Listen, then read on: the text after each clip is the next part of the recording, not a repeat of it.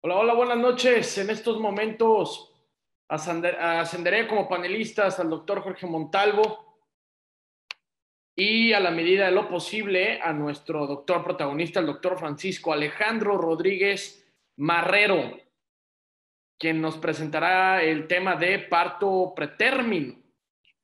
Denme un segundito nomás en lo que los hago coanfitriones y transmitimos también totalmente en Facebook.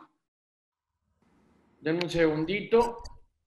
Ahí está con nosotros el doctor Jorge Montalvo. ¿Cómo está, doctor? Un gusto me da saludarlo. ¿Qué tal, Tony? ¿Cómo están? Buenas noches.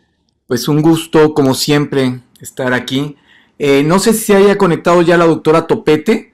Iba a estar acompañándonos la doctora Lidia Topete. Me parece que no todavía. Bueno, Igual que me levante la mano cuando ingrese para perfecto. poderla localizar, bueno, ubicar más que nada y ascenderla como panelista. Muy bien, excelente.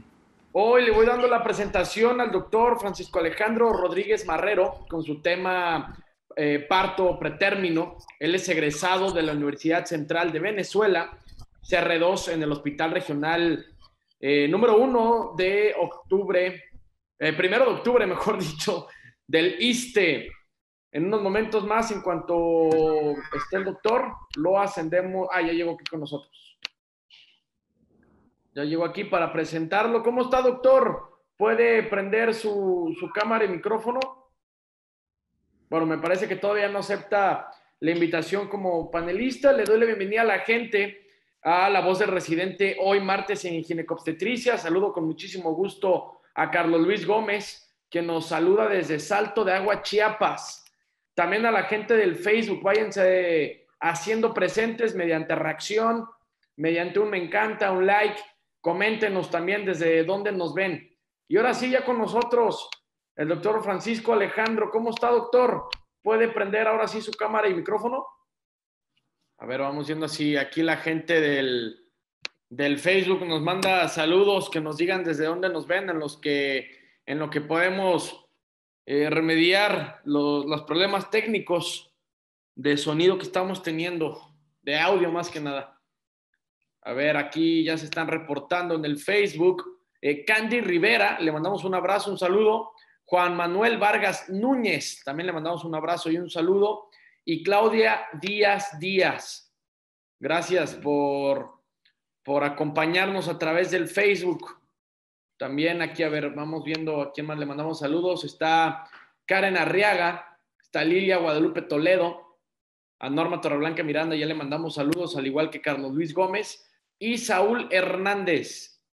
Ya también a ellos y les mandamos un saludo igual. Váyanos comentándonos a través del chat qué es lo que esperan del tema. El tema, se lo recuerdo, señoras y señores, es parto pretérmino. Ese es el tema de hoy, parto pretérmino. Vayan poniéndonos qué es lo que esperan o qué dudas les gustaría que se aclararan a lo largo de esta presentación que esperemos dar inicio en 2 minutos. A modo de introducción, dando ya las 8 en punto horario del Centro de México, doctor Jorge, ¿usted qué espera del tema? ¿Qué le gustaría escuchar? Le recuerdo, el tema de la tarde-noche de hoy es parto pretérmino. No. ¿Qué Fíjate que esperaríamos de este tema? es un tema de esos que existen mil cosas todavía en investigación. Es de las áreas donde la ginecología, a pesar de que ha ido progresando en muchos aspectos, todavía el impacto que está teniendo en su prevalencia sigue siendo bajo. Y sabemos que hay muchas enfermedades donde las condiciones sociales, económicas, culturales tienen un factor importante, es decir, afectan terriblemente la posibilidad de que esas patologías logren alcanzar niveles de prevención y de curación adecuados. El parto pretérmino no parece ser una de ellas. El parto pretérmino, su prevalencia sigue siendo muy alta aún, inclusive en países donde las condiciones sociales y económicas que hablamos son elevadas, son de estas países donde nosotros que hablamos de países en desarrollo, en vías de desarrollo, los países en situaciones de pobreza, etcétera, aún los países altamente industrializados, con niveles económicos y sociales adecuados, la prevalencia de la enfermedad sigue siendo alta, y es porque todavía hay una serie de factores que todavía no acabamos de entender de manera adecuada, ¿no? Entonces estamos viendo, inclusive hoy en la mañana se iniciaron las actividades del Congreso Regional del Colegio Mexicano de Especialistas en Ginecología de Comego, y uno una gente que yo considero que más sabe sobre esto, que es José Antonio Ayala, comentaba todos estos aspectos, ¿no? En relación a qué es lo que ha pasado, qué hay, cuáles son las alternativas en relación pues primero a la prevención, segundo la identificación temprana de estas patologías, con objeto de poder generar condiciones para que si el parto pretérmino o parto prematuro se dé en ámbitos donde las opciones, tanto para la madre, pero específicamente para el producto, sean las adecuadas, ¿no? A veces esos tiempos, esas ventanas de oportunidad en las cuales en un momento dado van a ser un niño, una niña, va a depender mucho de en dónde nace y en manos de quién va a nacer y a dónde va a llegar, porque de esa forma va a poder en un momento dado tener mayores o menores posibilidades, no solo de sobrevivir, sino de sobrevivir con buena calidad de vida, es decir, que el impacto para su salud futura no sea tan importante. Sabemos que los niños prematuros tienen factores de riesgo importantes para el desarrollo, tienen una serie de condiciones que en un momento dado los van a marcar para el resto de su vida. Entonces, el hecho de que nazcas en un lugar adecuado, con los recursos adecuados para poder resolver todos los factores de carencias del desarrollo que tienen estos chiquitas, puedan ser realmente pues resueltos de la mejor manera, ¿no? Y esto lo digo por experiencia personal, ¿no? Yo tuve ya la experiencia como papá, desafortunadamente, cuando mi primera hija, de tener un embarazo prematuro, ¿sí? Un parto prematuro, perdón, y con todo lo que esto que lleva, es decir, el costo de salud para el bebé o la bebé, en este caso mi hija, el costo de desgaste personal para la familia y el costo económico es brutal en un momento dado. Tanto, ya sea como en mi caso, en un instituto particular o en una institución privada, de todos modos el costo de atender prematuros es extremadamente elevado. A veces no hacemos conciencia cuando estamos trabajando en las instituciones de lo que cuesta una UCIN, una unidad de cuidados intensivos neonatales, ¿no? Es decir, el costo es extremadamente alto, los insumos, muchos de ellos tienen que ser traídos a veces fuera del país, etcétera, etcétera. Entonces, es una situación que en la medida que podemos prevenirla, el impacto, como decía yo, en todos los ámbitos va a ser mucho menor. Entonces, es de esas cosas que realmente todos tenemos que hacer conciencia, tenemos que darnos el tiempo de educar a nuestras pacientes. Aquí ojalá pudiéramos tener las consultas preconcepcionales que tanto hablamos en cada una de las sesiones que hemos tenido en relación a obstetricia, porque esto nos permitiría identificar esas pacientes con factores de riesgo que seguramente el doctor Francisco nos va a platicar, pero que en un momento dado la paciente desconoce, o cuando llega a su primera consulta prenatal, si es que llega a tener un control prenatal adecuado, pues a veces ya estamos remando un poco contra corriente. Y en muchos de los centros, como son muchos de los lugares donde trabajan de los residentes que seguramente nos están escuchando hoy, que a veces son centros de referencia, son pacientes que a veces llegan ya en condiciones realmente muy complicadas, o ya en franco trabajo de parto prematuro, o en condiciones donde las acciones que podemos realizar son muy limitadas y cuyo impacto en relación a la salud de esa madre y de ese bebé, pues a veces van a estar pues también muy complicadas, ¿no? Entonces, es un tema súper interesante. Creo que es algo que todos los días vemos. Desafortunadamente sigue siendo una patología pues muy frecuente, dependiendo de los lugares, va aproximadamente desde casi el 10 hasta el 30% de los embarazos, dependiendo de las condiciones sociales y económicas donde vive la gente. Te digo, suponemos que no es tanto por esto como factor único, sino por las condiciones de acceso a servicios de salud y prevención, esas ventanas de oportunidad que decía, ¿no? Entonces, es una situación muy, muy especial. Hay cada vez más investigaciones para tratar de establecer diferentes factores pronósticos, se están haciendo modelos para establecer manejos de protocolos de atención a estas pacientes estandarizados con objeto de que todos hagamos cosas similares en función de saber qué es el primero, el segundo, el tercer paso en relación a la prevención y a la atención de estas pacientes, ¿no? Realmente es un tema, como decía yo, que es algo que deberíamos todos de manejar todos los días, es decir, comenzar a ver cuáles son nuestros recursos, cuáles son los tocolíticos pues mejores, cuáles tenemos.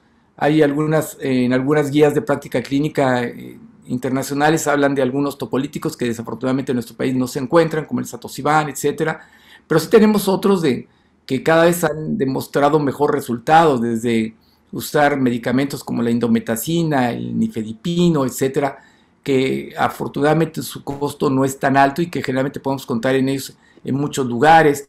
Tenemos obviamente elementos para pues, la prevención del síndrome de insuficiencia respiratoria idiopática, es decir, en relación a la inmadurez pulmonar, para buscar que esos productos que la gran mayoría se van a morir si no hacemos algo de insuficiencia respiratoria, poder en un momento dado ofrecerles alternativas para madurar sus pulmones y permitir que esos factores surfactantes realmente comiencen a hacer acción sobre el pulmón y tengamos productos pequeños pero que respiren bien. La oxigenación es un coco para estos niños. Entonces, todos estos aspectos son súper importantes y ojalá ahorita podamos escuchar al doctor Francisco que nos platique todo esto, porque creo que vamos a aprender muchos todos.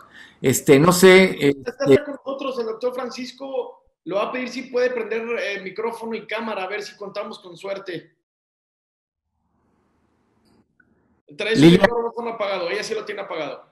Lilia, ¿prendes tu micrófono, por favor? Sí. Ahí Ya, está. ya. Muchas gracias. Buenas noches. Estamos esperando al doctor, tuvo ahorita un problema técnico, pero la doctora Lilia Guadalupe Topeta Toledo, ella es ginecóloga, obviamente es especialista en medicina materno-fetal, es la presidenta del Colegio de Ginecología y Obstetricia de Mazatlán, es actualmente profesora titular del Foro Internacional de Ginecología y Obstetricia del colegio. Este Foro Internacional va a ser su segunda edición. Ha sido conferencista nacional e internacional, la doctora, y es una especialista en el tema. Entonces, Lilia, estamos preguntando, ¿cuál es la trascendencia actualmente del parto prematuro en nuestro país? ¿Cómo estamos? Mire, doctor, sí me di cuenta desde el principio que hemos tenido problema con el doctor. Llegué temprano, pero no me pude identificar hasta que vi que tenía que poner un mensaje para poder entrar como panelista. Buenas noches a todos. De todas maneras, aquí estamos presentes y yo agradezco mucho esta invitación que me hicieron. Sí, la verdad me siento muy honrada y satisfecha de poder estar con ustedes. El doctor me hace una pregunta que pues prácticamente todos conocemos. En la prevalencia va prácticamente en parto pretérmino, hablamos desde que puede ser de un 8 hasta un 12%, dependiendo del lugar y las circunstancias donde nos encontremos. La verdad que este tema es tan interesante y tan evidente que tenemos que conocer porque las posibilidades de que un bebé que nace pretérmino tenga unas comorbilidades, incluso una muerte neonatal, son muy altas, llegan a ser desde un 40, a veces hasta un 80%, dependiendo de la prematura con que nazcan estos bebés. También cuando esto se presenta, muchas veces las pacientes no han estado en un control prenatal adecuado y son pacientes que no conocemos, que nos llegan momentáneamente a la consulta o llegan al hospital, que ingresan y que no tienen una historia conocida por nosotros, que en un momento dado, pues a veces llegan con una actividad uterina que realmente no son partos pretérminos reales. De cuando unos pacientes llegan en estas circunstancias, pues hay que hacer la diferenciación de aquellos que sí realmente tienen un parto inminente prematuro, ¿verdad? Y aquí es cuando hablamos del porcentaje que llega a ser más o menos entre un 8 y un 12%, porque la verdad es que muchas pacientes en una mayor proporción llegan con actividad uterina según esto, pero no progresan en su dilatación, ¿sí? Y pues son pacientes que pues se pueden egresar. El detalle está considerado más que nada en aquellas que realmente tienen un parto pretérmino que, dependiendo de la etapa en que lleguen, es la severidad de lo que nosotros podemos ofrecer al bebé para que sus condiciones al nacimiento sean mejores. Si es un parto pretérmino muy temprano, pues las posibilidades para el bebé se limitan más. Cuando hablamos de las edades gestacionales en que se presenta pues es la realidad donde vamos a intervenir. Si un parto pretérmino, vamos a decir que empieza a decirse que se habla de esto de las 22 semanas hasta a las 36.6 semanas, pues lo vamos a clasificar en prácticamente el que es el parto temprano, y que es de mucho riesgo, que va desde las prácticamente 22 semanas hasta hablamos de las 27.6 semanas. Sí, ahí es un demasiado prematuro, y la situación que vamos a manejar, pues entre más oportunidad de poder al paciente, como el doctor Montalvo mencionaba, poderle condicionar unos pulmones que en un momento al nacimiento puedan tener mayor posibilidad de respirar sin que sean intubados, o por lo menos tenerles disminuido la posibilidad de que lleguen a estar más tiempo en una unidad de cuidados intensivos, que esta es carísima, y también poderle dar la neuroprotección con lo que es el sulfato de magnesio para que evitarle en lo que más se pueda lo que es la parálisis cerebral infantil, entre otras causas. Pues eso va a depender de que nosotros tengamos este conocimiento y lo podamos aplicar a cada condición de la etapa del embarazo en que está con la premura, ¿verdad? Creo que el doctor ya está, doctor. Hacemos el intento para que... Doctor, Tony, ¿no quiere checar si ya está el doctor Francisco? Porque le veo que, a ver. A ver, no veo. Veo que está como ya como panelista, pero sería que de su micrófono lo abriera, a ver si ya es posible. A ver, doctor Francisco, a ver, déjame checar. Lilia, ¿qué tanto hay decía yo un poquito de los tocolíticos? Es decir, sigue siendo pues de repente llega uno a hospitales, o de repente le llegan a uno pacientes con manejos de tocolíticos, porque llegaron, afortunadamente, muchos de esto, ahorita que tocaste el término esto de falsos trabajos de parto, creo que Sí. afortunadamente muchos pacientes llegan así, y nos damos cuenta que obviamente son, como dices tú, son falsos trabajos de parto. Estos pacientes no van a tener mayores problemas, requerirán algún manejo bastante simplista en muchos de los casos, ya. Pero la paciente que realmente sí llega con una amenaza real con modificaciones cervicales, etcétera, no contracciones ya regulares, etcétera, ¿qué hay? De repente llegamos a algunos lagos, o en algunos hospitales todavía, algunos inclusive institucionales, siguen manejando algunos tocolíticos, así como que ya dijera uno de otra era. Sí. ¿Cuáles serían ahorita las mejores opciones de acuerdo a lo que tenemos actualmente en relación al manejo de estas pacientes? Sí, de hecho, doctor Montalvo, ha cambiado tanto lo que se refiere a los tocolíticos, ¿verdad? Cuando nosotros tenemos un parto pretérmino que es menor a 24 semanas, el medicamento idóneo, y yo creo que todos estaremos de acuerdo, es la indometacina, que se usa en forma rectal y en vía oral. Sí, este medicamento prácticamente es en esa época que se puede usar sin decir que vaya a ocasionar ningún problema en el bebé. Otro de los medicamentos que es el de primera elección realmente, que es muy barato, es el nifedipino. Sí, la nifedipina es uno de los tocolíticos más importantes, más barato y más eficiente que existe, y se puede usar en cualquier época del embarazo, hasta inclusive cuando queremos tener parto pretérmino para condicionar lo que es la utilización de los corticoides y la protección neuronal, con neurología, con el sulfato de magnesio, hasta las 34, 35 semanas, y pues empezamos casi siempre con 20 miligramos bioral, ¿sí? Y esperamos más o menos un plazo de unos 20 minutos y empezamos a aumentar la dosis de la nifedipino, que ha dado unos excelentes resultados. Casi siempre procuramos no pasar de 120 en 24 horas, pero la condición casi siempre son 20 miligramos cada 6 horas y es suficiente para que nosotros, si vamos a tener alguna buena respuesta, hagamos usos de nifedipino hasta 48 horas para poder administrar los mejores medicamentos para la situación mejorada del bebé respecto a los pulmones y desde el punto de vista neurológico, ¿verdad? Lamentablemente, Atoxibán, como dice el doctor Montalvo, no se encuentra aquí en México con aquella facilidad. Es el, como quien dice, es el antagonista de la oxitocina y pues no es fácil encontrarlo aquí. En un momento dado se pueden hacer combinaciones y estar muy pendientes cuando echar mano de repente en forma urgente a la indometacina en forma combinada con la nifedipino y es viable esta situación, ¿sí? A veces también quiero que ustedes sepan que cuando nosotros estamos usando la neuroprotección, el sulfato de magnesio puede ser también un tocolítico porque es un inhibidor de los canales del calcio. Entonces también nos puede hacer en un momento dado ayudar a que haya un poquito menos de actividad uterina. Sí, entonces también es una forma de en un momento dado tener cuidado cuando estamos usando la nifedipina y usamos el sulfato de magnesio, estar muy pendiente de nuestra paciente, ¿verdad? Sí, cuando hablamos de los partos pretérminos que son eminentes, tenemos que tomar en consideración. ¿Sí? ¿Ya, doctor Montalvo? Ok.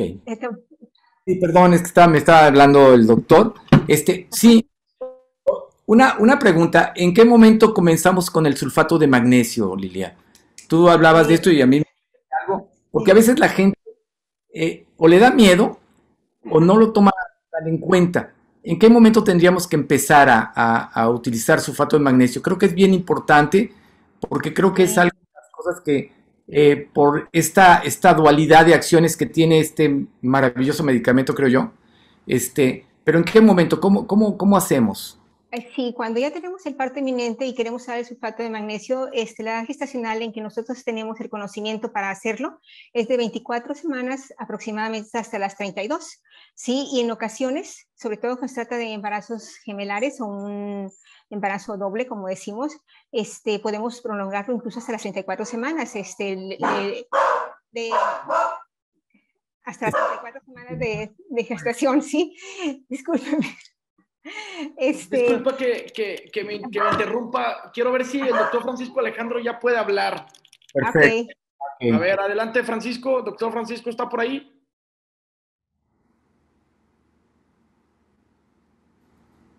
O puede prender su cámara porque no puedo escucharlo. Me imagino que vamos a tener el mismo problema. Vi que se conectó otra vez, pero seguimos con el problema del audio. Si no, continuamos con usted, doctora Lilia. Y doctor Francisco, en cuanto usted pueda hablar, interrúmpanos para poderlo escuchar. ¿Está Francisco? A ver. Tony, ahí está Francisco. Francisco, ¿quieres hablar? A ver.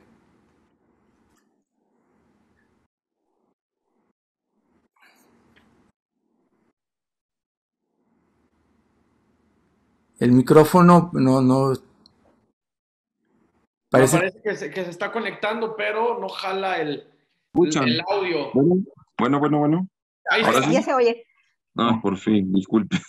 No hay problema. Okay. ¿Quieres compartirnos de una vez tu presentación y vamos platicando, doctor? Sí, claro que sí. Solo déjame buscarla acá. Bueno, ¿Quién va a compartir la pantalla para... Sí, voy a abrirla en el teléfono. O no sé si podría proyectarla desde mi celular acá con esto. Si la abres el celular, no sé si puedas con tu celular, pero vemos. Pero, a ver.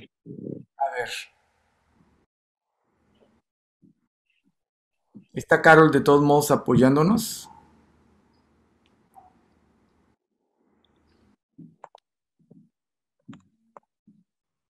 Aquí estoy. Doctor Francisco, ¿desea enviarme por correo su presentación y yo lo ayudo, por favor? Ah, perfecto. Le envío en este momento mi correo. Va. Bueno, mientras nos abre, bueno, Cayman, pues nuevamente estábamos platicando entonces, Lilia, perdón la interrupción, acerca de sulfato de magnesio, ¿no? Yo quisiera que cerráramos eso mientras, y ahorita platicamos con el doctor Francisco para, pues, ir redondeando todas estas opiniones que finalmente son interesantes, son interactivas. ¿Sí? Doctora Lilia. Bloquean, ok.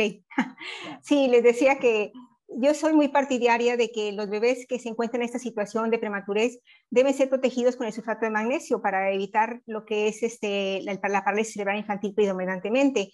Y pues como comentábamos, lo ideal es administrarlo entre 24 y hasta 32 semanas sin ningún pendiente y que le va a favorecer mucho al bebé. Incluso se puede prolongar, está descrito hasta las 34 semanas de gestación, sobre todo cuando son embarazos dobles, ¿verdad? Habíamos comentado esto.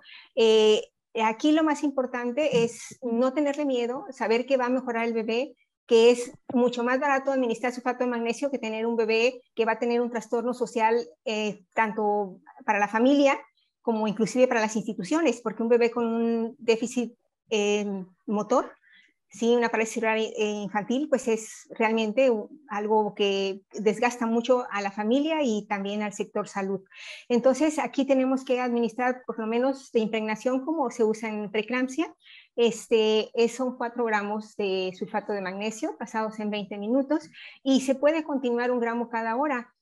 Aproximadamente por 12 horas o bien suspenderse 4 horas antes o hasta 4 horas antes de que vayan a nacer el bebé. Y esto realmente funciona muy bien para proteger el sistema nervioso de nuestro paciente prematuro, de nuestro bebito prematuro, ¿verdad? Entonces yo creo que es algo que de las cosas que tenemos que tomar en cuenta cuando tenemos un parto pretérmino es tratar de que cubrir, aparte de lo que es la madurez pulmonar, también procurar que el daño cerebral sea lo mínimo en estos pacientes, evitar lo más que se pueda un daño de estas características es fundamental, ¿verdad? Quiero comentarles que muchas veces estos partos pretérminos estamos esperando que sucedan en los siguientes 7 días y nosotros damos los inductores de madurez pulmonar muchas veces como primera dosis son la betametasona 12 miligramos por 2 días, o bien dexametasona la usamos 6 miligramos cada 12 horas por 2 días también, que sería la dosis cuando nosotros estamos tratando de hacer la inducción de madurez pulmonar. Y esta se habla que se usa prácticamente de las 24 semanas en adelante también hasta aproximadamente 34, 35 semanas. Hay que saber que cuando el parto no se presenta, se tiene una oportunidad de decir, pasaron 7 días y no llegó el parto, pero vuelve a presentarse la posibilidad. Nosotros tenemos que saber que se pueden iniciar, sobre todo cuando han pasado más de 14 días, otra dosis, pero ya parece que ya el doctor ahora sí ya puede entrar. Bueno. ¿Sí, doctor, ya pudo? ¿Ahora sí? Creo que iban a proyectarla. A ver, ahorita. Sí, en un minuto lo desde su laptop y ya el doctor Francisco daría la voz a la presentación. Esto creo que es bien importante lo que estás tú diciendo, Lilia, es decir, realmente no solo se trata de ver la posibilidad de detener el trabajo de parto, sino generar condiciones en las cuales, si no es posible, porque sabemos que un porcentaje, bueno, la mayoría de estos se va realmente a presentar un parto en los siguientes semanas, ¿sí? En muchos de estos casos, el hecho de poder generar condiciones para que ese nacimiento sea lo mejor posible en relación a prevención, a factores de protectores pulmonares, a neuroprotección, etcétera, etcétera. Y sobre todo también el ganar tiempos para algo que tú comentabas al principio de tu intervención, que tiene que ver dónde, cuándo van a nacer ese bebé. Es decir, en qué condiciones, en qué lugar. No es lo mismo, es decir, todos en un momento dado podemos, y esto es sano, yo si no lo tienen, creo que es importante que lo chequen con sus grupos de de pediatría, de neonatología, es decir, ¿cuál es realmente la esperanza de vida de los productos realmente de viabilidad real, con salud, en el centro donde ustedes trabajan? A veces vemos lugares donde a las 24 o 25 semanas están teniendo resultados, y a veces dice uno chispas, ¿no? Es decir, esos bebés tan prematuros, quién sabe cómo les vaya después en la vida, pero finalmente sobreviven. Pero vamos, en la mayoría, por lo menos en el centro donde yo trabajo, nuestra expectativa de posibilidad de sacar adelante un bebé es alrededor de las 27 semanas, 26, 27 semanas. Antes, los resultados son muy probos. Bueno, ahí estamos ya con el doctor Francisco Alejandro Marrero. Él es residente de segundo año del Hospital Regional 1 de Octubre. Él es egresado de la Facultad de Medicina de la Universidad de Venezuela. Es, pues, nuestro profesor invitado el día de hoy. Doctor Francisco, por favor. Bueno, ¿me escuchan? Ya te escuchamos bien, gracias. Por fin, de antemano disculpen los problemas técnicos, no contaba con que la computadora me iba a fallar así. Pero bueno, afortunadamente se pudo resolver. Bueno, dando inicio a la ponencia, me presento, soy el doctor Rodríguez, como bien dijo el doctor, presidente de segundo año del Hospital Regional 1 de Octubre, estudié en la Universidad Central de Venezuela, tengo 7 años viviendo en México, y pues nada, gratamente invitado a esta ponencia, pues espero que les sea de mucha utilidad. Comenzando, bueno, por la definición de amenaza de parto pretérmino, que es la diapositiva que sigue. Vamos a definirlo como la presencia de una dinámica uterina regular asociada a modificaciones cervicales progresivas desde la semana número 22.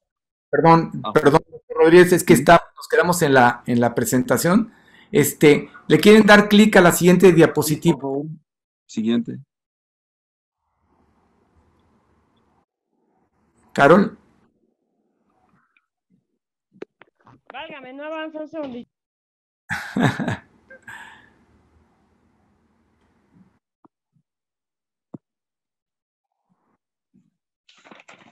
A ver, aunque no sea en el modo abierto de presentación, Carol, regrésate a donde están todas las diapositivas, a ver si ahí corre mejor.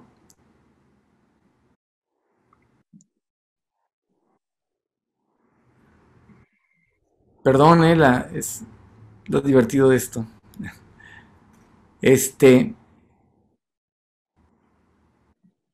A ver. ¿Por qué el interés de hablar de parto prematuro, doctor Rodríguez? Doctor, pues es una patología que, bueno, dicen que aproximadamente el 10% de los partos se complican con esta condición. Creo que el manejo o la pericia que se necesita para el manejo del parto pretérmino y lograr que la vida del producto, del feto, del producto de la concepción se salvaguarde y la salud de la madre también, considero que es un tópico bastante importante, sobre todo para los ginecólogos, los residentes en ginecología y obstetricia que estamos en formación. Ok, mira, ya creo que no sé si la ves tú ya las diapositivas. Ya estamos en la segunda, amenaza de parto pretérmino. Bueno, empezaba con la definición entonces de amenaza de parto pretérmino. Ahorita vamos a hacer la salvedad o vamos a hacer la diferenciación entre amenaza de parto pretérmino y parto pretérmino o trabajo de parto pretérmino propiamente establecido, que es un concepto que manejamos acá en México. Y una clasificación que se utiliza sobre todo en España, en la cual toman al parto pretérmino como una sola entidad dividida en 3 fases, ya vamos a hablar de ellas, dentro de las cuales va incluida la amenaza de parto pretérmino. Entonces, hablamos de la amenaza de parto pretérmino, como les dije, como la presencia de actividad uterina regular que se asocia a modificaciones cervicales progresivas, que deben ir a fuerza desde la semana número 22, puesto que si se producen entre las 22 semanas, estaríamos hablando de un aborto, hasta la semana 36.6, en la cual hablamos de que después de las 37 hablamos de un producto a término. Siguiente diapositiva. Tenemos la clínica de la amenaza de parto pretérmino. La guía de práctica clínica mexicana es clara al respecto a la hora de definir la sintomatología o las características clínicas de esta entidad. Debe haber contracción uterina con alguna de las siguientes frecuencias: 2 contracciones en 10 minutos, 4 contracciones en 20 minutos u 8.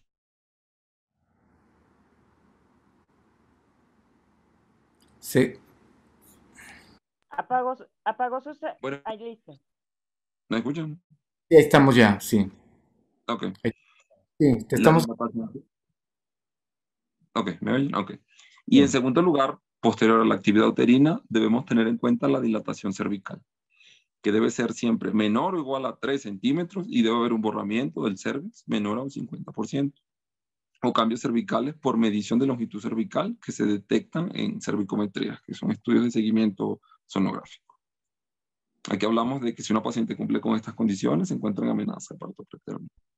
Y el parto pretérmino propiamente establecido no es más que definida por la Organización Mundial de la Salud como todo nacimiento que se sucede antes de la semana 37 de gestación o menos de 259 días a partir del primer día de la última regla.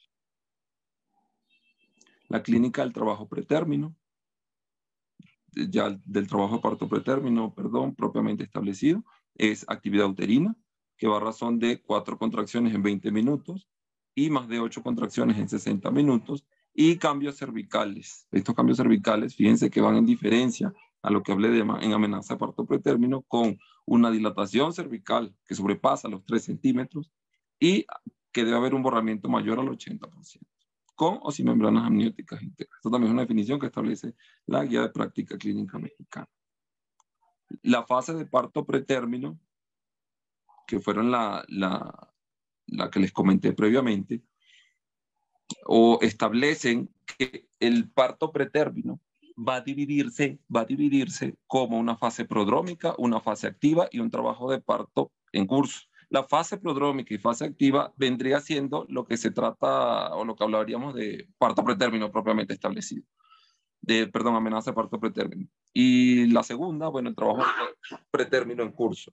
La fase prodrómica, hablamos de la definición de la fase prodrómica como la presencia de una dilatación cervical, un borramiento cervical, perdón, menor al 70% y una dilatación menor a 2 centímetros y una actividad uterina irregular, 4 contracciones en 20 o 30 minutos.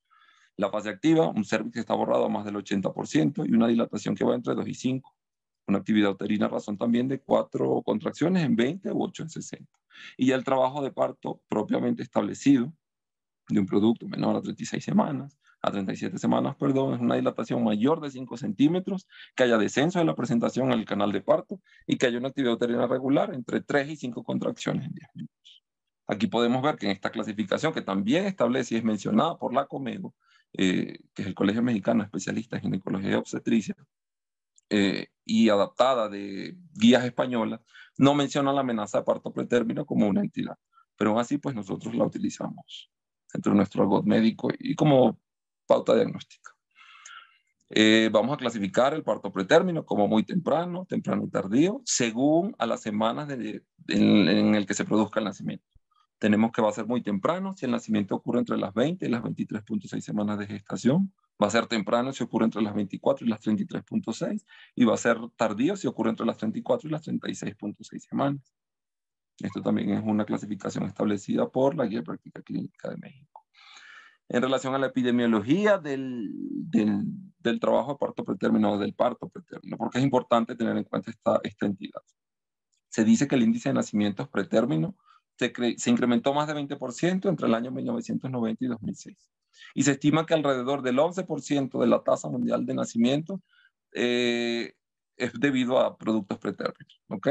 84% de ese 11% se producen entre las 32 y 36 semanas de gestación, 10% entre la semana 28 y 32, y afortunadamente la menor proporción de nacimiento pretérmino en menores de 28 semanas es aproximadamente el 5%.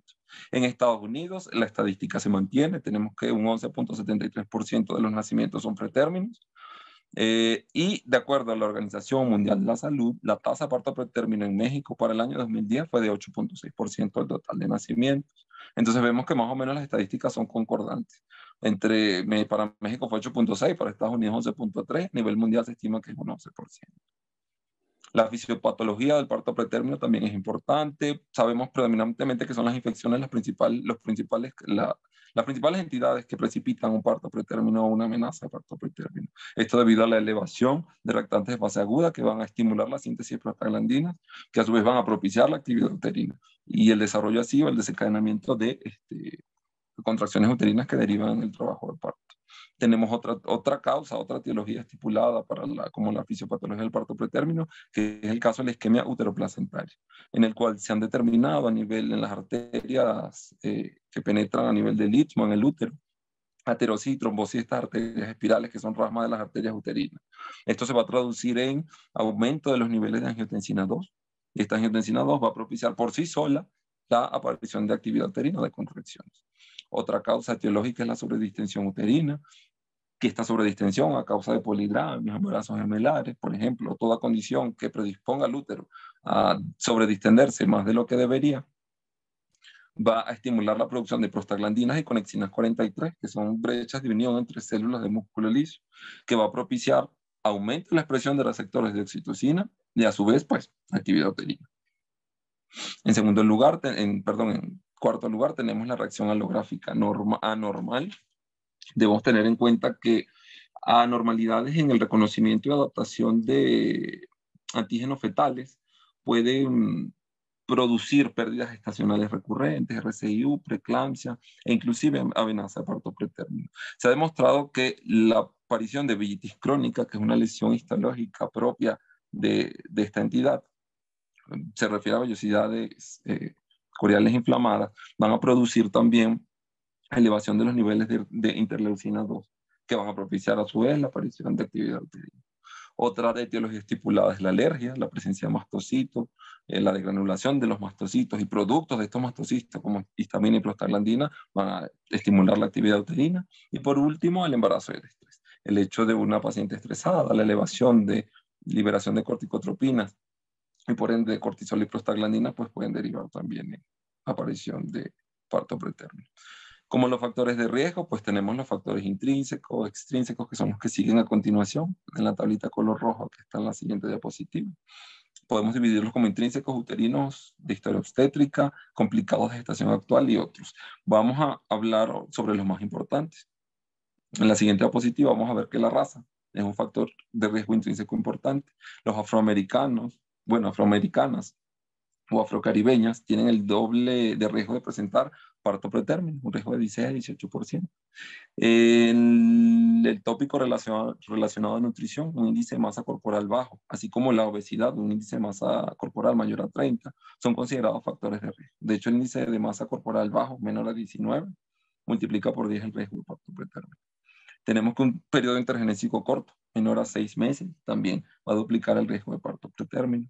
Las cirugías previas, la presencia de conos o traquelectomías, pues obviamente van a ser factores de riesgo para eso, sobre todo si la paciente tiene más de 2 conos realizados. Las malformaciones uterinas, como el útero septado y el útero bicorne, que pueden tratarse quirúrgicamente. La mayor parte de ellas se benefician del tratamiento pregestacional y pueden permitir que un embarazo llegue a buen término. Y los miomas uterinos, que deforman la cavidad endometrial, también son factores de riesgo desencadenantes. Como factores de riesgo, no sé si puedo mover la diapositiva, que ya voy casi por la tercera, la que sigue. La otra. Allí. Los antecedentes de parto pretérmino, que son, yo creo que los más importantes. De hecho, el factor de riesgo clínico más importante para predecir que una paciente pueda desarrollar parto pretérmino en una gestación. El riesgo de recurrencia va a depender siempre del número de partos pretérminos previos y va a ser inversamente proporcional a la edad gestacional en la que se produjo el parto pretérmino anterior.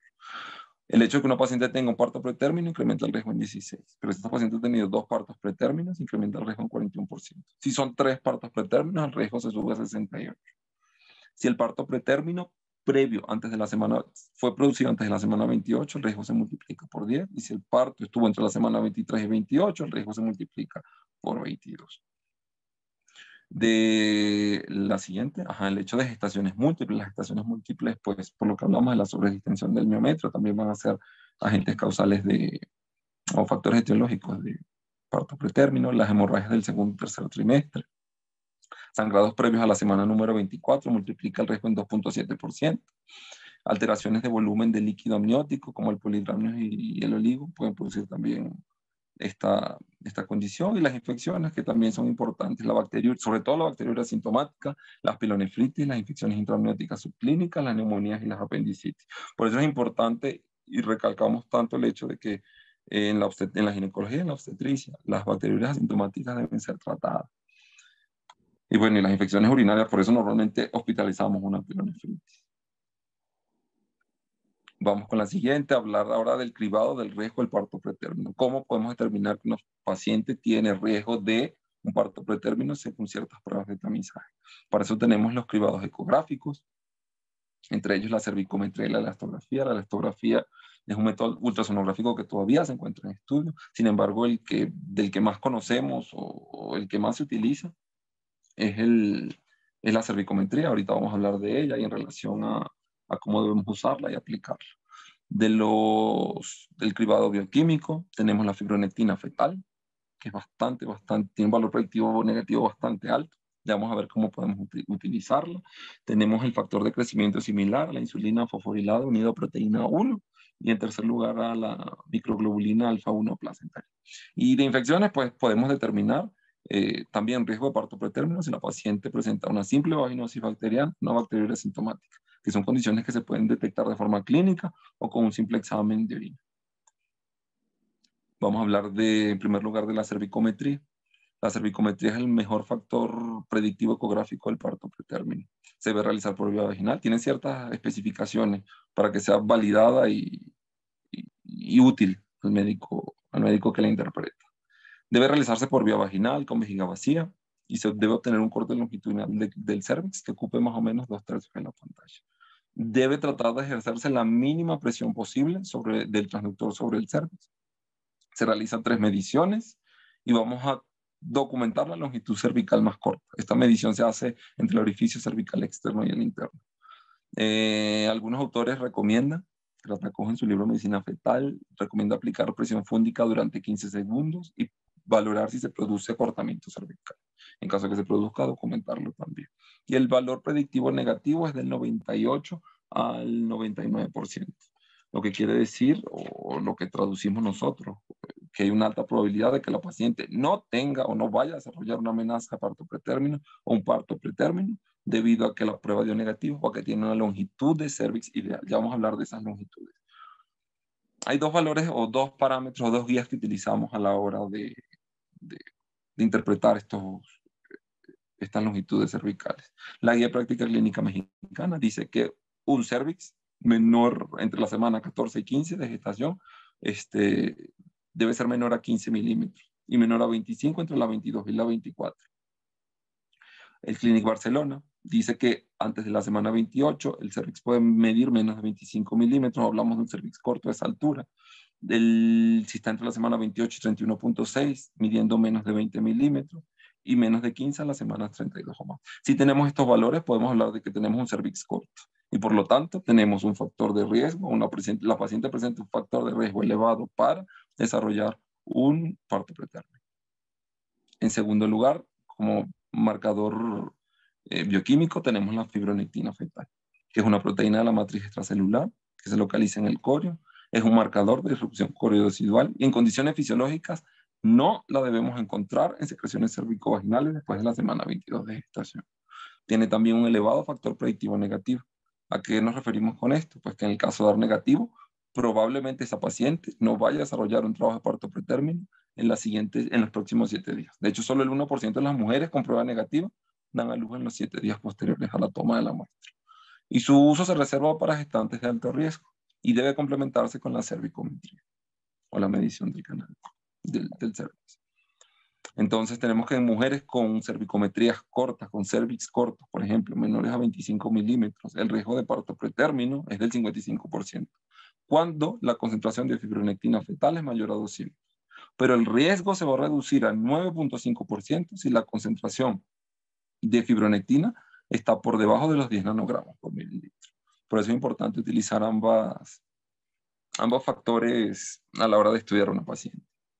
Pero bueno, normalmente utilizamos la fibronectina, es un poco de difícil acceso, así que normalmente solo nos quedamos con la cervicometría. Tenemos otros marcadores bioquímicos, como los que les comenté al principio.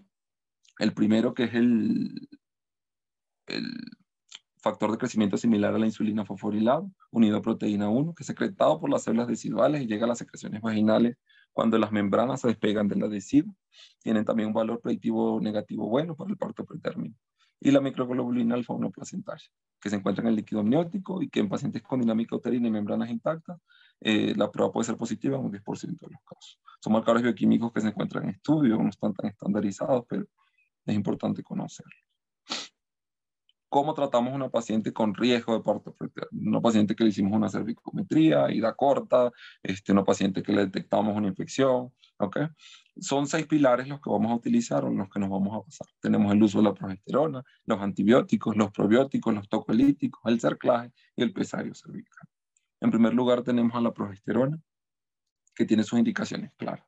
En mujeres con antecedente de parto pretérmino, reduce hasta un 14% la reaparición de un parto pretérmino posterior.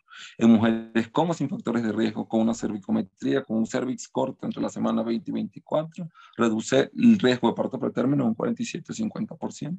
La guía práctica clínica dice que el uso de progesterona vaginal es recomendable como medida que ha mostrado un nivel de evidencia A, y debe utilizarse en mujeres con embarazo único y cervix corto, mujeres con embarazo gemelar o múltiple y cervix corto, y mujeres con antecedente de parto pretérmino previo.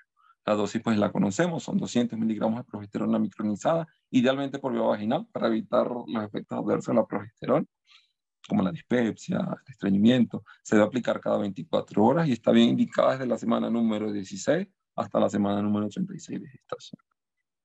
En los antibióticos, en relación al uso de antibióticos, tenemos que debemos usarlo para la bacteriuria asintomática o la vaginosis bacteriana. Y pues hay estudios que demuestran que la clindamicina bioral administrada antes de la semana 20 en casos de infecciones, antes de la semana 20, en este caso vaginosis, reduce el riesgo de parto pretérmino por encima de otros que utilizamos normalmente, como el metronidazol. Entonces hay que tener en cuenta que si una paciente con vaginosis antes de la semana 20, no estaría más darle clindamicina por bioral en vez de utilizar óvulos de metronidazol como estamos acostumbrados. Los ácidos grasos omega 3, esto también es una tendencia que tiende a utilizarse ahorita para tratar o prevenir la aparición de parto pretérmino. Los ácidos grasos omega 3 inhiben la producción de ácido araquidónico y disminuyen por tanto la producción de citocinas inflamatorias. Se cree que la ingesta diaria de 300 miligramos de estos ácidos grasos y un descenso de consumo de grasa saturada van a contribuir a la disminución del riesgo. Está en cuestionamiento la utilidad de esto en pacientes que tienen antecedentes de parto pretérmino, pero pues no está de más usarlo y aplicarlo a la práctica. Aquí no vamos a ahondar mucho porque este tema es bastante, no complicado, pero pues también podemos prolongarnos un poco a la hora de hablar de esto, el cerclaje, que está indicado en la prevención y tratamiento de la incompetencia cervical. La incompetencia cervical es un factor de riesgo para el desarrollo de parto pretérmino, de pérdida gestacional recurrente. Debemos conocer los tipos de cerclaje que tenemos, profiláctico primario, entre la semana 13 y 16, puede ser terapéutico secundario, si la paciente tiene antecedentes de parto pretérmino, o terapéutico terciario, si la paciente ya tiene protrusión de membranas a través de orificio cervical externo o en vagina. El uso de pesarios, que normalmente los conocemos como esos dispositivos que pueden utilizarse también para evitar los prolapsos de órganos pélvicos, que se utilizaron en su momento para esto, todavía se utilizan, pero que ahorita pueden utilizarse y reducen el parto pretérmino en 82% antes de las 34 semanas de gestación en pacientes con bajo riesgo, que tienen cervix menores a 25 milímetros en el segundo trimestre.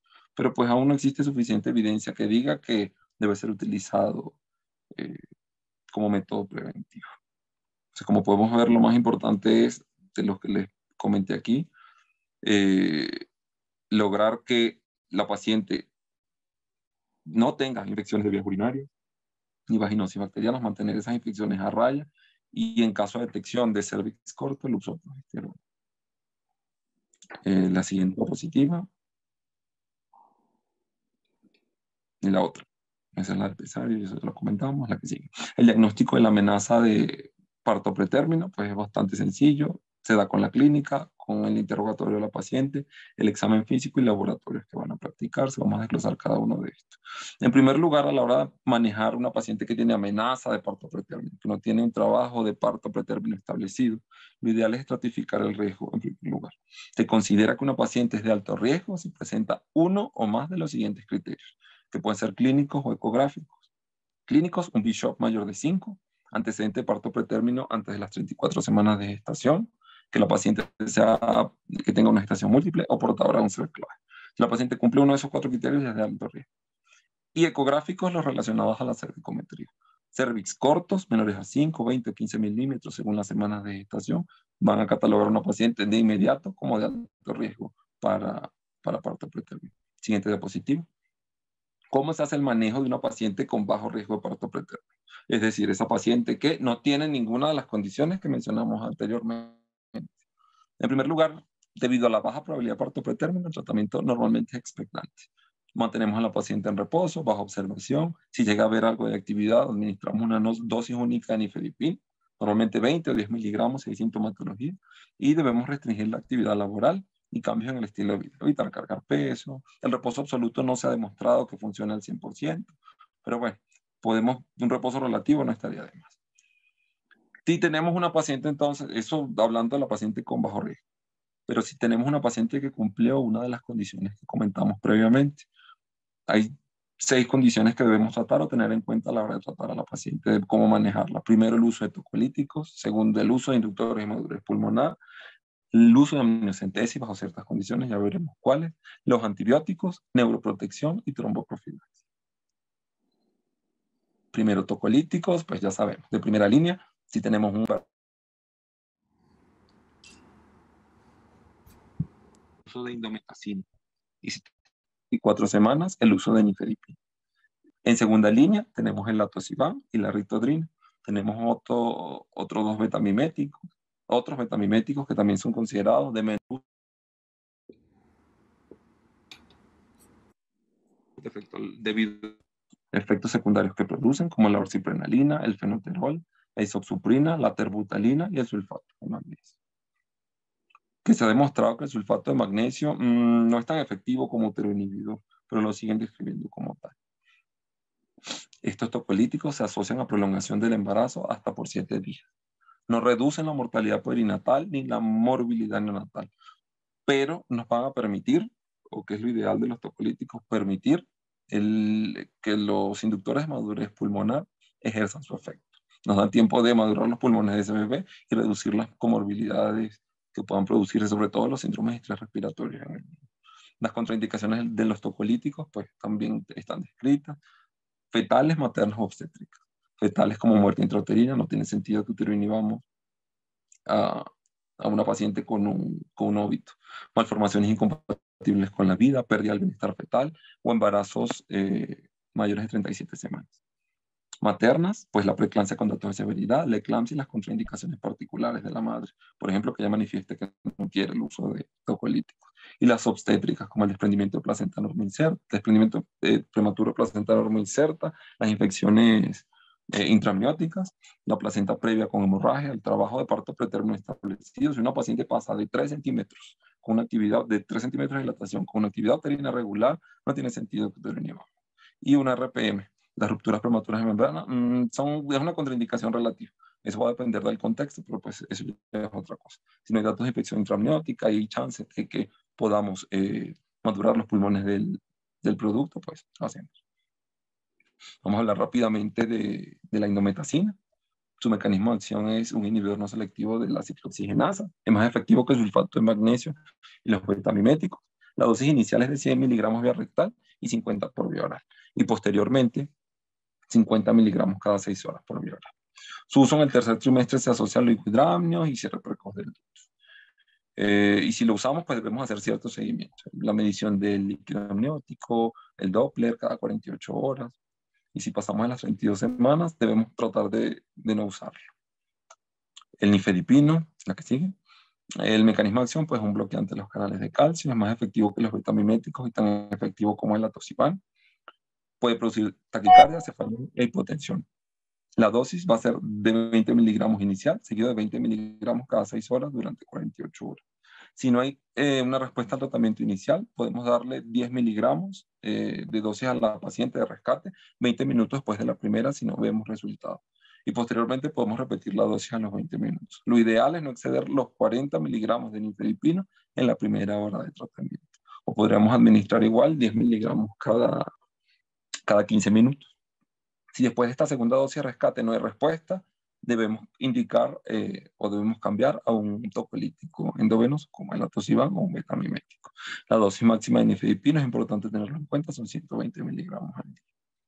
Seguimos con el atosiban. El atosiban es un antagonista de los receptores de oxitocina. Es de elección en gestaciones múltiples, en pacientes cardiópatas y en aquellas que tienen un tratamiento antihipertensivo de base. Tiene menos efectos adversos, la misma eficacia que el nifedipino en la prolongación de la gestación por 7 días. Y la dosis, pues esta dosis se va a dar por etapas. La primera etapa consiste en una impregnación, se pasa un bolo en 1 minuto de 6.75 miligramos de atosiban. Y tenemos dos etapas posteriores. En la segunda etapa vamos a preparar 2 viales de 5 mililitros disueltos en 90 mililitros de solución fisiológica a una velocidad de infusión aproximadamente 24 mililitros por hora. Esto equivale a 18 miligramos hora de atosiban. Durante 3 horas, durante estas 3 horas vamos a pasar 54 miligramos de atosiban. Y viene una tercera etapa, donde vamos a hacer la misma dilución, pero la vamos a pasar un poco más lento. 8 mililitros por hora durante 45 horas. Durante estas 45 horas vamos a pasar aproximadamente 270 miligramos de atosiban. Estos ciclos pueden repetirse hasta 3 veces y cada ciclo debe durar aproximadamente 48 horas. No se recomienda pasar el atosiban por menos de 18 horas y pues como les dije puede repetirse hasta por 3 ciclos, eso equivaldría más o menos a 6, casi 7 días, ¿okay? De tratamiento, que es lo que usualmente uno busca como máximo de tiempo de espera para autoinhibir mientras promovemos la maduración pulmonar con los inductores.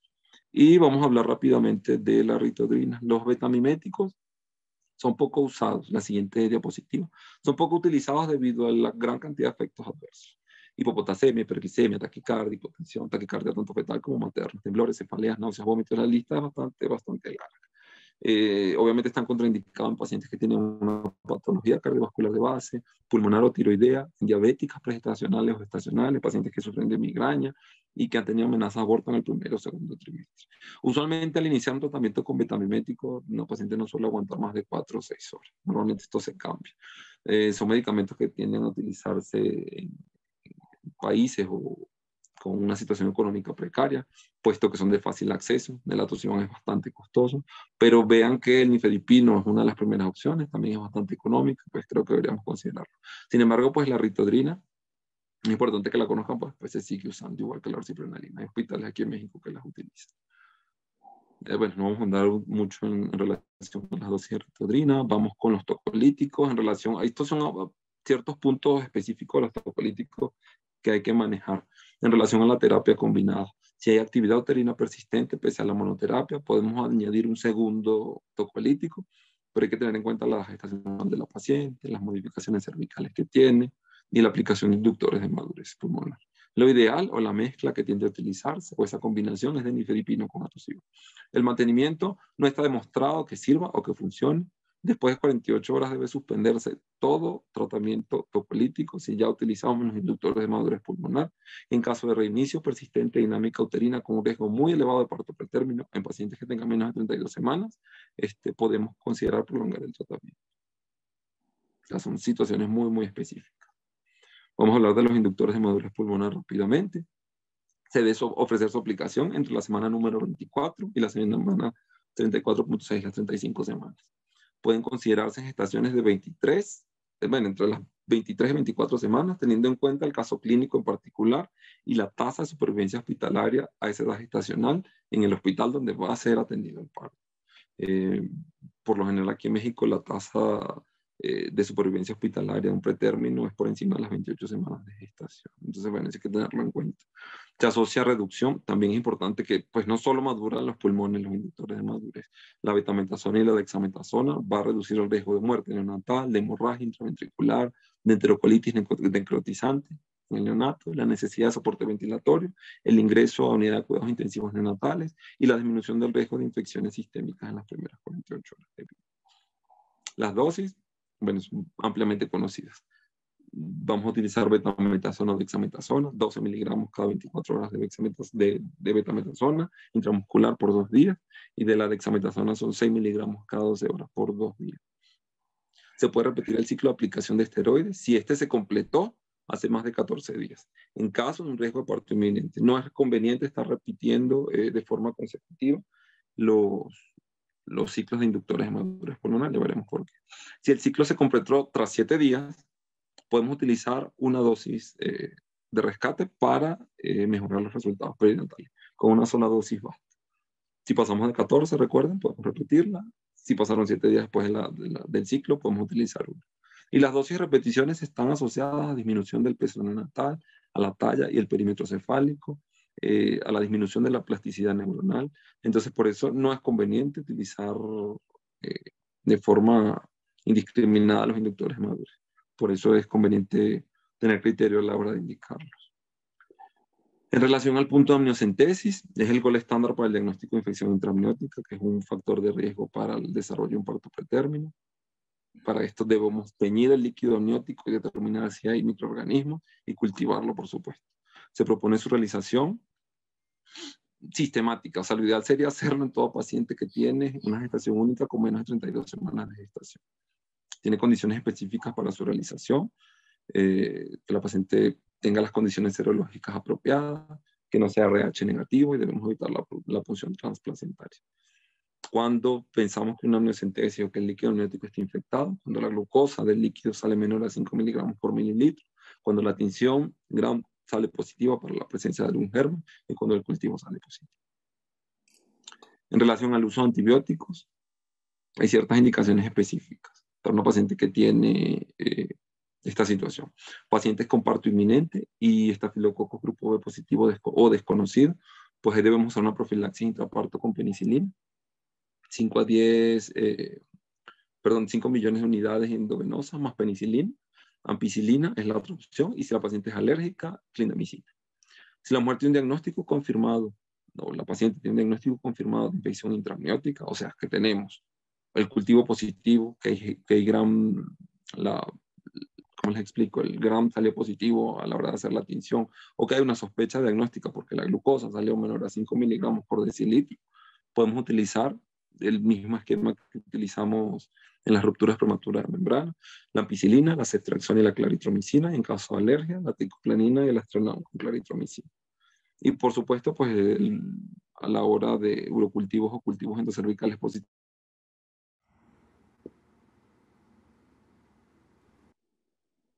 La neuroproteína, que es la diapositiva que sigue, pues esto es bastante importante. En los recién nacidos pretérminos, la exposición intrauterina a sulfato de magnesio ha demostrado disminuir la incidencia y gravedad de las parálisis cerebrales. Entonces está indicado el uso de sulfato de magnesio en gestaciones únicas o múltiples entre la semana 24 y 31.6, que presenten un riesgo de parto inminente, que va a ocurrir entre las próximas 4 o 6 horas, o la posibilidad de interrupción en las próximas 24 horas por causa materna o fetal. ¿Cuál es la dosis que vamos a utilizar? Pues consiste en el mismo esquema SUSPA modificado que utilizamos en una paciente preclántica con datos de severidad para neuroproteger y prevenirla. En este caso tenemos como una dosis de impregnación o de inicio, 4 gramos en infusión para 30 minutos. Recordemos que la ampolleta de sulfato de magnesio trae 1 gramo en 10 mililitros aproximadamente. Entonces vamos a preparar esa solución diluyendo 4 gramos, o sea, 4 ampolletas intravenosas en 250 cc de solución glucosada al 5%. La vamos a pasar en 20 a 30 minutos, ¿ok? Y tenemos en segundo lugar el mantenimiento, que se va a pasar para aproximadamente 12 horas. Consiste en pasar 1 o 2 gramos intravenosos por hora. Este se prepara aforando 10 ampolletas en aproximadamente 100 mililitros de solución. Y se infunden a 50 mililitros por hora para que pase 1 gramo por hora aproximadamente. Las contraindicaciones, pues las malformaciones fetales. En este caso no se justifica el uso de la neuroprotección. Y comorbilidades de la madre, como miastenia grave, cardiopatía grave, insuficiencia respiratoria, hipopotasemia, hipocalcemia e incluso insuficiencia renal. Hay que monitorizar a todo paciente que está recibiendo sulfato de magnesio, vigilando para evitar la intoxicación por el mismo sulfato, vigilando la uresis, el reflejo patelar, la frecuencia respiratoria, cardíaca y la presión arterial.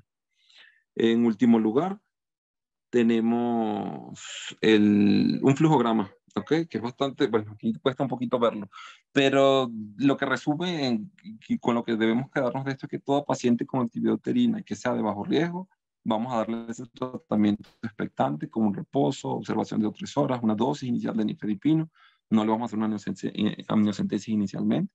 Si la contracción cede, la mandamos a domicilio. Si esta no cede, vamos a hacer el ingreso a observación entre unas 12 y 24 horas. Vamos a repetir las dosis de nifedipino que sean correspondientes. No vamos a utilizar corticoides de forma sistemática, a menos que el caso lo merite o bajo la presencia de modificaciones cervicales.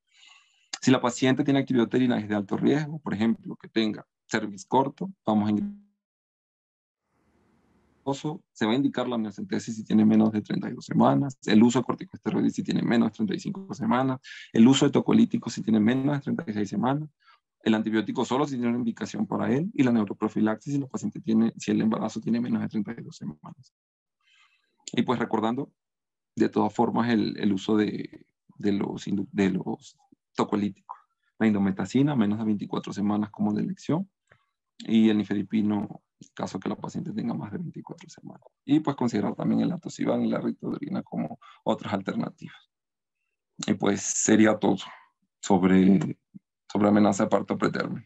Traté de resumir lo más que pude el tema, es bastante extenso, pero bueno, pues espero haya sido de su agrado. Cualquier duda. Muy bien, doctor Francisco, muchas felicidades. Pues se nos fue el tiempo de buena manera, creo yo, es decir, creo que hay aspectos muy importantes. Rápidamente, a mí me quedan dos cositas. ¿Qué es mejor para ustedes, Lilia, Francisco? De primera instancia, usar cuáles las ventajas en un momento dado de utilizar todos estos inductores de madurez pulmonar. ¿Qué es mejor, la beta, la dexa? Tuvimos mucho problema para conseguir betametasona el año pasado. Estuvimos usando mucha dexa, nos fue creo que muy bien. ¿Qué piensan ustedes rápidamente, doctor Francisco? Bueno, en relación a la hora de indicar, no hay un parámetro que diga utiliza DEXA, utiliza beta por encima de uno, por encima del otro. Se sabe bajo ciertos estudios que se han hecho que la betametasona se asocia a menos resultados neurológicos adversos en el producto de la gestación, pero que también produce alteraciones biofísicas, normalmente las pruebas de bienestar fetal que se realizan, que son transitorias, tienden a disminuir un poco la reactividad cardíaca, la variabilidad a la hora de interpretar el registro de los movimientos fetal, que lo puede alterar el resultado del perfil biofísico fetal. Pero como les dije, son transitorios, esto no repercute a mayor nivel dentro del bienestar fetal. Y la dexametasona disminuye el riesgo de hemorragia intraventricular y disminuye los días de estancia en UCIN en recién nacidos que lo requirieron.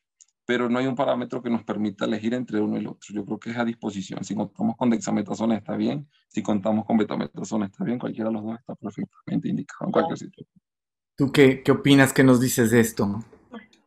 Yo también estoy de acuerdo con el doctor. Definitivamente que en nuestras circunstancias es el medicamento que tengamos a la mano. La betametasona es tan eficiente y yo creo que es el de primera elección. Si no lo conseguimos, pues dexametasona es la siguiente elección. Lo importante es que los podamos administrar en el tiempo y forma que se deben de incluir, ¿verdad?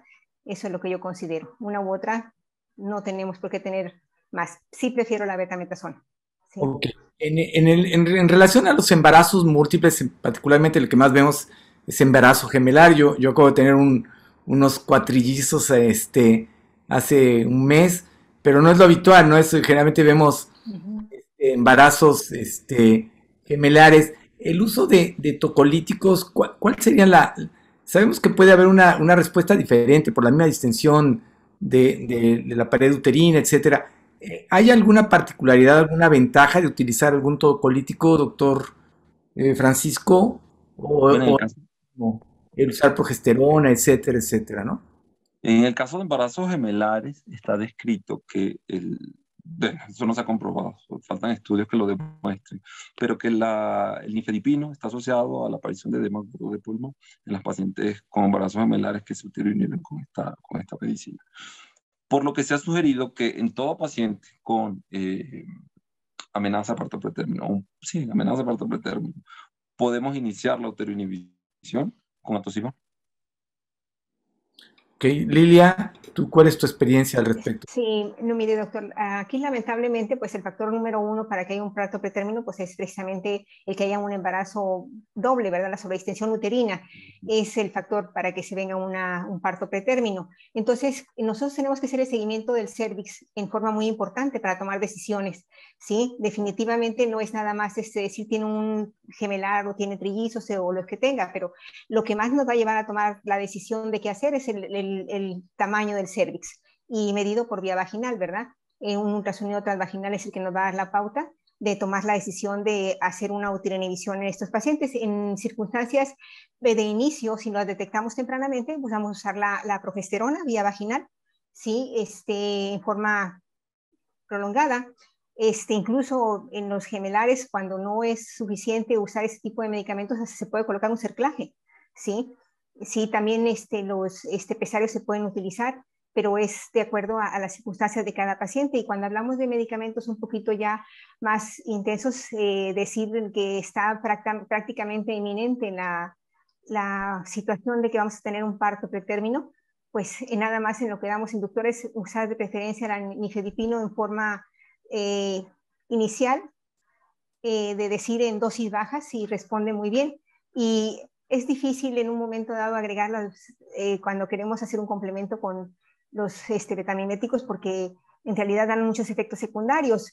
Entonces, realmente no es fácil decidir en este tipo de pacientes, pero tenemos que tratar de ser lo más preventivos posibles, porque ya tenemos el factor desencadenante presente, ¿sí? Entonces, aquí es principalmente tratar de ser preventivos. Y si tenemos que usarlos, pues usarlos, y usar los inductores a tiempo, ¿sí? Lo que tú dices creo que es muy puntual. Este es un conocimiento en progreso, es un continuo, ¿no? Es decir, estamos aprendiendo todos los días, todos los días. Por eso algo que ya decía al principio tú y que decía también Francisco en relación a la prevalencia, que no ha cambiado mucho. Si vemos Estados Unidos, México, Organización Mundial de la Salud, pues nos damos cuenta que ahí vamos todos, ¿no? Es decir, realmente es una patología que realmente todavía no hemos impactado suficientemente bien, inclusive con la prevención de enfermedades infecciosas, aunque el pronóstico fetal pueda ser menor, la impacto en relación al parto pretérmino no parece ser todavía tan importante. Hay algo que también creo que es importante señalar. Durante mucho tiempo se dijo que la progesterona en relación al embarazo gemelar no era tan útil. Esto parece estar cambiando. Estamos viendo cada vez mejores resultados. Yo en lo personal creo que es una buena alternativa si lo iniciamos tempranamente. Y para finalizar, algo que me llamó mucho la atención en la presentación, doctor Francisco, y es algo que yo no tengo, perdón, antes que me olvide, comienza a ver estas cervicometrías en relación a evaluación con elastografía, comienza a ser muy interesante, ¿eh? Es decir, tenemos experiencia con mama, pero realmente yo no tengo experiencia en cervix, pero cada vez creo que va a ser, es interesante estos protocolos, la hipótesis en relación a los cambios por la elastografía en relación al comportamiento cervical, creo que nos va a dar información interesante en los próximos años. Perdón la digresión, pero no quería que me pasara. Finalmente encontré algo que tú mencionabas y me llama la atención porque también comienza a ver, y yo que soy un convencido del uso de este tipo de intervenciones, me llamó mucho la atención lo que tiene que ver con los probióticos. ¿Qué experiencias tienen ustedes con esto? Esto comienza a ser algo nuevo en relación a esta visión o realmente holística del parto pretérmino, donde ya no es nada más hablar del cervix y la actividad uterina, sino tenemos que hablar de la paciente en su conjunto, de manera integral, la importancia de una buena valoración, como decíamos al principio de la charla, la posibilidad de poder generar consultas preconcepcionales para realmente evaluar factores de riesgo y buscar ventanas de oportunidad para prevención y tratamiento. Pero esto de los probióticos es algo nuevo y la verdad que sí me gustaría que nos platicaras un poquito más. Pues sí, bueno, esta terapia se ha venido implementando desde hace poco tiempo. Además es de bajo costo, es accesible para muchos pacientes y puede funcionar como un método preventivo bastante bueno. Se ha demostrado que estos probióticos reducen el pH vaginal, inhibiendo la adición de patógenos, disminuyendo la incidencia de cervicovaginitis o vaginosis bacteriana. modulando la inmunidad en ese punto. Por lo tanto, al disminuir las infecciones vaginales, reducimos también el riesgo de parto pretérmino. También se ha demostrado, diversos, no recuerdo ahorita el nombre del estudio, que pacientes que son consumidoras habituales de lácteos tienen menor riesgo de padecer amenazas de parto pretérmino o partos pretérminos establecidos. Y pues estaría bien estipulado o estandarizar el hecho de que a la hora de tratar una infección vaginal utilicemos el antibiótico y los probióticos para disminución de las recurrencias y por lo tanto del riesgo de que se desarrolle un parto pretérmino. Y la restauración de la microbiota y del pH creo que es determinante y yo soy, como te digo, un convencido. ¿Tú qué opinas de esto, Lilia? ¿Tienes alguna experiencia? Tenemos experiencia en relación a las infecciones, pero en relación a esto, a mí me parece algo nuevo, novedoso, ¿no? Sí, de hecho, más o menos ha sido del 2009 para acá que se está hablando de los probióticos, ¿sí? Y como el doctor comentaba, principalmente tratando de mejorar la biótica vaginal. Sí, la microbiótica vaginal, incluso se pueden usar por vía oral, pero realmente que tengan una significancia de decir reducen el parto pretérmino no está demostrado. En los estudios de Cochrane que se ha hecho, hay 3 estudios que tal vez dijeran ellos no fue suficiente la muestra, pero hasta ahorita que digan son determinantes, ¿no? Pero si nosotros tenemos la oportunidad de usarlos, podemos usarlos tratando, sobre todo en aquellas pacientes que son recurrentes en infecciones vaginales que pudieran ser la causa de un parto pretérmino. En realidad, las infecciones vaginales tienen que ser sintomáticas para que realmente tengan un efecto de amenaza de parto pretérmino o un parto pretérmino inminente, ¿sí? Entonces, sobre todo son las vaginosis bacterianas, ¿verdad? Y si uno las trata oportunamente, pues también con los antibióticos locales que se les ponen vaginal, pues se llevan la flora normal. Entonces, usar los probióticos ayuda a que se restablezca nuevamente la flora y que pues, posiblemente no se repitan esas situaciones porque así va como dicen, el círculo vicioso, ¿verdad? Entonces, aunque no está demostrado al 100% de que funcione, creo que es una oportunidad que tienen las pacientes y que podemos dárselo. Sí, realmente lo que están encontrando es que sí, efectivamente reduce los procesos infecciosos, Sí. incluso obviamente contaminaciones a vías urinarias, etcétera, pero sobre todo reduce el riesgo de coriamnionitis y sobre todo de pronóstico fetal, es decir, el hecho de las coriamnionitis y la neumonía fetal por estreptococos, sobre todo al utilizar este tipo de medicamentos, parece que reduce ese riesgo, aparte de que pudiera en un momento dado, y como tú dices, y yo coincido, todavía no hay una evidencia que realmente tenga un impacto sobre el parto pretérmino. Pues la verdad que ha estado muy, muy interesante. Ya se nos fue mucho tiempo. Le agradezco a todo el mundo por su paciencia. Y pues simplemente para cerrar, conclusiones, doctor Francisco, ¿qué nos quisieras dejar como último mensaje después de este día tan especial? Bueno, tener en cuenta al parto pretérmino como una entidad clínica relevante en la vida del ginecólogo obstetra.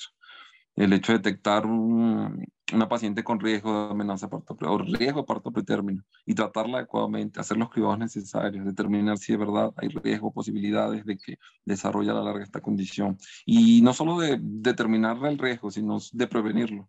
Creo que es importante para la madre y para la vida del producto. Perfecto, pues muchas gracias. Doctora Lilia Topete, como siempre, brillantemente tu participación realizada en este día. ¿Qué mensaje quisieras dejarles a nuestros residentes el día de hoy con tu experiencia? Bien. Primero, felicidades, doctor Francisco. Fue excelente su presentación. Sí. Y la otra cosa que tenemos que tomar en cuenta es dónde van a ser nuestro bebé, que es muy importante. Sí, que contemos con la unidad de cuidados intensivos neonatales si realmente queremos ofrecerle algo a este tipo de bebés. El doctor fue muy amplio en su presentación de decir todo lo que tenemos que hacer, pero también es considerar siempre el momento del nacimiento donde va a suceder. Si ustedes como residentes, por fortuna, cuentan con una unidad de terapia neonatal, sí, es excelente, pero muchas veces estos pacientes se presentan en otro nivel y siempre tener en cuenta qué momento tenemos que trasladarlas para que lleguen a la mejor situación. ¿Sí? Siempre acompañados de un médico para que no vaya a haber una catástrofe en vías del paciente en lo que llega al lugar adecuado de nacimiento, ¿verdad? Creo que es de las cosas más importantes tener siempre en mente que el parto pretérmino siempre se nos va a presentar en algún momento de nuestra vida y qué es lo que tenemos que hacer, lo que el doctor nos ha mencionado, ¿verdad? Tener todo este tipo de cuidados y llevarlo de la mejor manera. Sí, creo que eso es mi participación. Yo agradezco mucho la invitación, doctor Montalvo. Sí, ya sabe, conmigo cuenta y la verdad agradezco a todos. Fue un placer estar con ustedes. Doctor Francisco, me uno a la felicitación de la doctora Lilia Topete, realmente excelente. Sé que tuvimos muchos problemas técnicos, pero realmente creo que Discúlpeme eso, pero de verdad estoy bastante agradecido con ustedes por la oportunidad. creo que fue una Primera vez revisión. que me toca hacer algo así, creo que lo disfruté bastante. Nosotros también, te juro que sí, fue una reunión interactiva. Lilia, como siempre, mi admiración, cariño y respeto. Gracias, igualmente. Y pues nada más, a recordarles que esto yo quisiera nada más apuntar, la paciente que llega en una situación de parto pretérmino, es una paciente que requiere un apoyo, un acompañamiento muy importante. Está en una situación que a veces el pronóstico que le podemos vamos a ofrecer no es tan bueno como a veces siempre quisiéramos, y eso a veces nuestras limitantes o las limitantes donde estemos trabajando, y que hay que señalarlas, por cierto, hay que consignarlas en los expedientes, qué es lo que necesitaría esa paciente, aunque no lo haya, y decir esto es lo que necesita y esto es lo que tenemos, pero finalmente consignarlo, porque eso de alguna forma obliga a todos, a las instituciones públicas y privada a tener los recursos adecuados. Pero sobre todo, algo que no cuesta y es ese apego al paciente, ese acompañarlos, el apoyarlos, echarles porras, hacerles sentir que son importantes y que sus embarazos en ese momento es lo más importante para ellas y para nosotros. Creo que eso se los debemos a nuestras pacientes y lo requieren nuestras pacientes. Entonces simplemente quisiera yo cerrar con ello y pues agradecerles a todos su amable permanencia, invitarlos a que pues nos acompañen, así como el doctor Francisco Alejandro nos hizo favor de presentar este tema que me parece toral, importantísimo. Pues ustedes que también nos platiquen qué están haciendo, qué es lo que quieren en el momento de compartir en sus experiencias, sus conocimientos, las dudas o en relación o las cosas que se están haciendo nuevas, bien o inclusive mal en los sitios donde están trabajando, para que realmente todos aprendamos de esas experiencias, de esos conocimientos y que esto nos permita tener más elementos para brindarles a nuestros pacientes una atención cada vez mejor, de mayor calidad y tratando siempre buscando la excelencia. Pues no me queda otra vez nada más que agradecerles, Francisco, Lilia, Carol, a todos y a todos ustedes por su amable permanencia. Les mando un abrazo, muchas gracias y si Dios nos dispone de otra cosa nos estaremos conectando dentro de una semana. Contáctenos con nosotros a Medical Legal Center, seguramente van a tener pues la atención que ustedes requieren para que pues participen en esta plataforma, en este foro internacional, que como les digo, estamos tratando de llegar a muchas partes porque creo que compartiendo el conocimiento todo es mejor. Muchas gracias, que pasen una muy buena noche, un abrazo, sigue habiendo COVID. Muchas gracias, buenas noches, que descansen. Buenas noches, igualmente. Buenas noches, gracias a todos. Bye bye. Felicidades otra vez, Francisco. Gracias, doctor, por la oportunidad.